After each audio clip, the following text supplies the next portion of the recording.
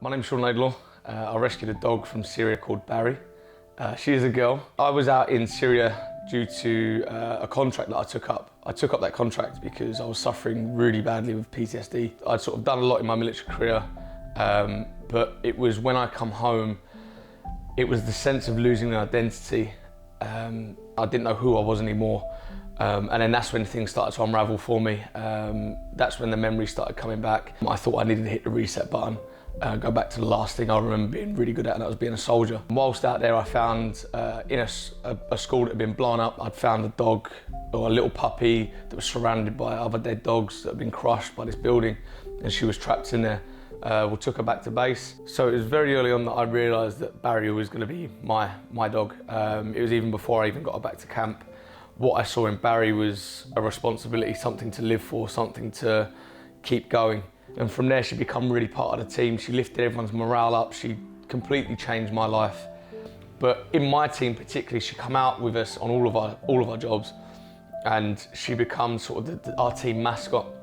And she was always happy, always wanted to play, and that's what we really needed, sort of that big morale boost. On the way back to Syria after my 2 weeks off, I was told the contract had been cancelled. The area that we were living in had really deteriorated. It was just not safe for us to be there anymore. But that initial phone call being told that I'm not going back to Syria, I hadn't really said bye to Barrie properly. As far as I was concerned, I was going back in 2 weeks. It really crushed me. The process was we had to get her across the border to Iraq, and then from Iraq, where War Paws have got their site, they flew her to Jordan, where she was going to be quarantined. So my biggest fear was Barrie wouldn't actually remember who I was. I left a small puppy in Syria. She didn't remember me, which confirmed my beginning fears. It was a kick in the stomach. But then we took her for a walk around the car park, and she kind of walked around me a little bit, was looking at my foot, looking at me, really sort of unsure, and you could see the cogs in her brain turning, and then all of a sudden she's laid on the floor and cried and whimpered.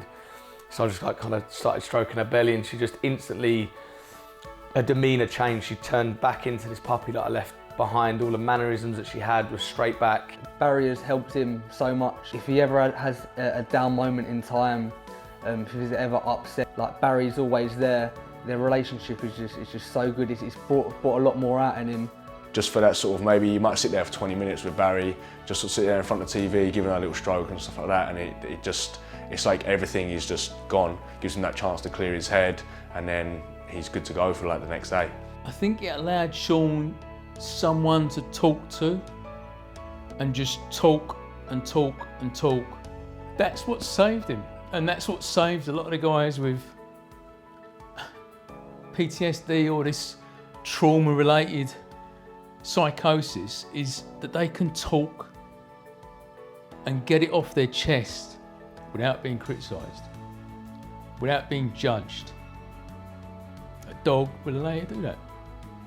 Without her coming home, or if it didn't work out that I did bring her home and we didn't connect again, I think I'd be here.